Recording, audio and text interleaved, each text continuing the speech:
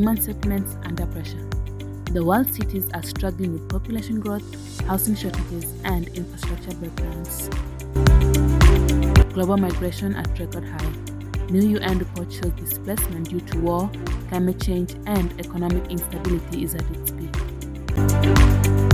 Multilateralism under threat.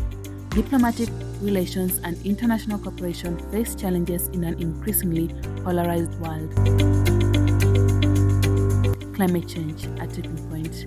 Scientists warn that without urgent action, extreme weather events will become more destructive. Live from FTV Newsroom, I am Scobie Amondi, welcoming our viewers in Kenya and around the world. In tonight's edition of The Global Frontier, we explore four critical issues reshaping our planet: human settlements, international migration, multilateralism, and climate change. We will be with you for the next 25 minutes. Thank you for joining us. This is FTV, The Global Frontier. Join the conversation on our social media at Twitter at @samondi with the hashtag Global Frontier. And on to our first story, climate change at tipping point. Climate change. This is not a new topic as the world is experiencing the harsh realities of climate change. With rising global temperatures, extreme weather events, and environmental disasters becoming more frequent, from devastating wildfires to catastrophic floods. Scientists warn that extreme weather events are not only becoming more frequent, but also more destructive. Rising global temperatures are triggering unpredictable weather patterns, devastating homes, displacing communities, and threatening food and water security. The evidence is no longer distant, it's right at our doorstep. Nilipanda mbembe, mahindi, mianga, mandizi, mvua ukakunja, ukaharibu. Global temperatures continuing to rise and weather events becoming more frequent, the world stands at a critical crossroads. Scientists warn that without urgent action, the damage could become irreversible. Agriculture is the backbone of Kenya's economy, and climate change impacts in Kenya come majorly in two ways. We have the floods and the droughts. So we realize how much losses are made during drought in terms of loss of drying up of crops, and majorly on the livestock. Death of livestock has been majorly witnessed, especially in the pastoralist community. Once the pasture is gone, water is gone, this community lose like all their cattle, and you know that is their main source of livelihood. The question remains, will global leaders and communities act in time, or will the planet continue on a path of destruction? For FTV, I am Wendy Chalo, reporting from Nairobi. I am joined by my correspondent, Wendy Chalo, live. Wendy, do you think citizens are being ignorant about the current state of the weather and climate change? Yes, many citizens seem unaware or in denial about how serious climate change has become. Some ignore scientific evidence or fail to connect with extreme weather to global warming. So, Wendy, what might you say people should do less of to reduce global warming? People should reduce activities that increase carbon emissions, like driving gasoline cars frequently, overusing electricity, flying often, and consuming a lot of meat and. Thank you so much. Climate change is a very interesting issue to look at. The question still remains, what aren't we doing enough of? What more do we need to do, and how quick should we be about it? I am joined by Dr. Ochuka, a climate change expert in Nairobi. Thank you so much for being with us, Dr. Ochuka. My pleasure to be here. Kindly tell us, how is your organization involved in climate change? Okay, thank you so much. So our organization, Adaptation Consortium, is involved in addressing climate change through mainly supporting the county governments to mainstream climate change and climate finance matters into their plans, projects, policies, and budgeting and strategies. So in doing this, the Adaptation Consortium came up with an innovative way of doing this by establishing the County Climate Change Fund mechanism, which is known as the CCCFM. And this mechanism has 4 major components in addressing climate change, where we have the fund, we have the planning committees, we have the resilience planning tools, then we have monitoring and evaluation. So in the M&E aspect, we also have that tool to ensure that the climate adaptation processes are monitored, just to ensure that are we achieving our mission, are we meeting the global commitments as per climate change, what are some of the gaps that needs to be filled, and what do we do better that we need to improve. Yeah, and as for the funds, we don't just advocate for on source like a domestic, county and community. We also advocate for external funds. So that fund should be blended funding. We have the green bonds, we have the African Development Bank can put in money there. We have the World Bank, like currently we have the FLOCA program being implemented in the entire country, funded by the World Bank. We have climate adaptation funds. So the fund aspect is the center of this. Encompasses blended financing. We have domestic, international, and as well as the local at the community level. Are the global commitments on track? So the frameworks, policies, and strategies, whereby, especially when I try to align to the Paris Agreement, whereby, especially Article 6, where Kenya is required, the countries, the signatories to the United Nations Framework Convention on Climate Change, are expected to commit to reduction of carbon emissions to a certain percentage. So as for Kenya, our first NDC, nationally determined contribution, was 30%, and we raised the bar to 32% to reduce carbon emission by 32% by 2030. Yeah. So we also, in terms of policies, Kenya has established a number of policies, like we have the National Climate Change Act 2016, which was revised in 2023 to accommodate the carbon trading. We also have the National Climate Change Action Plan, the NCAPS, which outlines the main priorities of the nation and what we want to implement. We have the NAPS, National Adaptation Plans. Those are some of the commitments that we are required to have.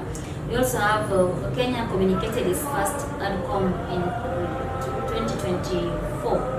Yeah, we had our first adaptation communication report, whereby we give information on what are some of the adaptation strategies that we have in place. Just like the NDC, where we've committed, NDC aligns to mitigation, whereby we've committed to cut 32%. While on the ADCOM, the adaptation communication reporting, whereby we report all the adaptation strategies that we are undertaking as a country. Yeah, so as also Kenya is advocating for climate justice, and we are actively involved in the loss and damage discussion. Yeah. And as we finally wrap up, how is climate change affecting the economy of the country? Agriculture is the backbone of Kenya's economy, and climate change impacts in Kenya come majorly in 2 ways. We have the floods and the droughts. So we realize how much losses are made during drought in terms of loss of drying up of crops, and majorly on the livestock. Death of livestock has been majorly witnessed, especially in the pastoralist community. Once the pasture is gone, water is gone, this community lose like all their cattle, and you know that is their main source of livelihood. Yeah, so it really brings down the economy.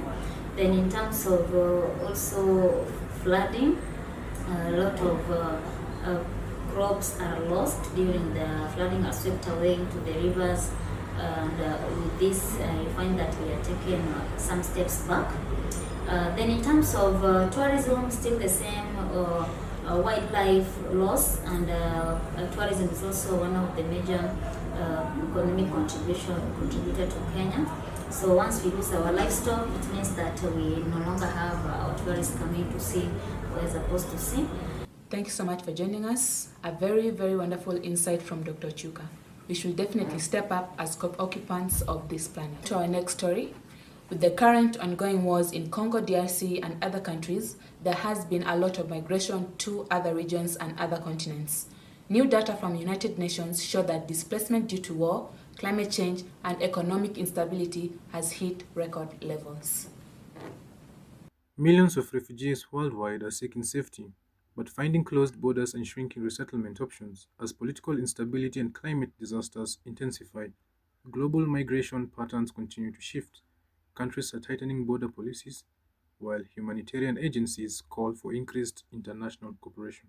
Would vote for like more ceasefires happening because the whole idea of wars and people being displaced is just breaking apart families. First of all, imagine there's a child somewhere who does not know where their parent is. So I heard that this is happening, and I wish that they all would just come to a stop. As nations debate policies, the humanitarian crisis continues to escalate. Bagisu, on this side and on that side, same language, same families, same clans, same tribes, but simply divided by a border. And you have to pay money to see the person on the other side. I'm happy that is not the case in East Africa, but around the continent, there are people who literally have cousins across the border, but because the countries are not diplomatically at peace, you have to pay a visa to go across. I think that is sad. We need to work better on that. But bring it home to East Africa, where on paper it is free. It says it's free, easy access to this other country, free entry, or even work permit. On paper, actually, it says for an East African you don't have to pay for a work permit. But that is on paper. If you're to pursue this thing, you will either be frustrated by a lot of bureaucratic processes, or someone will actually outrightly tell you, unless you pay for it, pay a particular amount, you won't get it. Well, Christine, migration is a good thing and at the same time a bad thing. As in the world we're living in at the moment, we are facing a crisis whereby wars are taking place, there are earthquakes that have started to emerge, and in the season that we are in at the moment, flooding will take place. And obviously you can't tell someone to stay in a place where he or she isn't comfortable. But now the question that I can ask, will nations agree to people moving into the country? I'm Emmanuel Maluki, joining you from Global Frontier. Joining us today is Mayan Sirima, former representative under Ministry of Affairs. Thank you so much for joining us. So to kick off, how are some of the implemented global policies impacting global migration? If you're looking at it from the perspective of the conflicts and the war, then the migration policies have actually helped support migration. Why I'm saying this is because those who are benefited by war and have fled are considered refugees, war-torn refugees, or asylum seekers. In that particular space, there's a UNHCR policy based on the 1951 convention that advocates for non-refoulement or non-refoulement, depending on how you pronounce it. This basically means that any refugee that is seeking asylum or seeking refuge cannot be returned forcefully based on the state's national policies. This is an international policy that has been recognized by states across the world, and because of that, refugees are able to seek asylum and safety from different parts of the world based on their reason for fleeing their state. How can the government intervene to reduce the death numbers that are taking a toll in the country? For such spaces and such a situation, it's a bit fragile to touch on. Whereas because conflicts, either within a state or among states, stems from either political beliefs or religious beliefs, among other beliefs that do not identify with each other. Because of this, you'll find that intervention can be quite difficult. I'll use an example of Sudan. During Kenya's efforts to create a platform for diplomatic negotiations and peace and so on, different parties felt that this was not a representation or an effort of peace, and because of that, the discussions fell off. However, each and every effort that each state has put to either prevent war, to ceasefire or peace and so on, is a diplomatic effort. And that's the best that the states can do in that particular space. With these relationships and these negotiations, if they do succeed, well and good. If they don't, it's again because of different beliefs and different ideologies that each and every individual who's impactful in that conflict carries with them. And finally, how are these migrations affecting the economy of the country? I think the migration is, for Congo, people are migrating away from Congo. Of course, now this reduces the labor force. This reduces tax incentives and so on, and of course destabilizes the power of a state by reducing on its population. The economy, of course, continues to wither, and this is only just on migration. If I was to focus just on migration, this is how the removal of a labor force in its entirety or in a massive number can affect the economy. However, for Congo's economy, I believe also the matter of the conflicts is the biggest impact on the poor economy and so on. Of course, with the lack of intervention or with different interventions from different states, this creates even more friction and again withers the economy and the efforts to actually recover from this. Thank you so much for that wonderful insight. As we take a short break, we'll delve into the world of multilateralism. So don't go anywhere and stay tuned. Glovo is the app that brings you anything you want. Like a delicious burger to help you kick back. Ama, get your shopping mara that. Need some diapers? Glovo is here to save the day. Download the app, order at Glovo, and we'll deliver. In recent developments, global leaders have made steps into securing their country's interest by increasingly prioritizing national interest over international cooperation, as we've seen from the US President Donald Trump when he withdrew from the World Health Organization and even ceasing funding of the USAID. This shift signals growing tension in multilateral institutions. As geopolitical tensions escalate, the spirit of international cooperation is under strain. Amid mounting economic uncertainty and the resurgence of regional conflicts, multilateralism is facing one of its toughest tests in recent history. I feel like multilateralism has been very effective in affecting some of these global challenges, and I think I can address the first issue of climate change. In 1992, there was the Rio Summit that came out, which was basically known as it was mostly used as an advisory board. But then, as multilateralism went on evolving, it came back to the Paris Agreement of 2015. Now, the Paris Agreement of 2015 has ensured that countries are collaborating together. They are making sure that there are consequences of any country going against the agreement.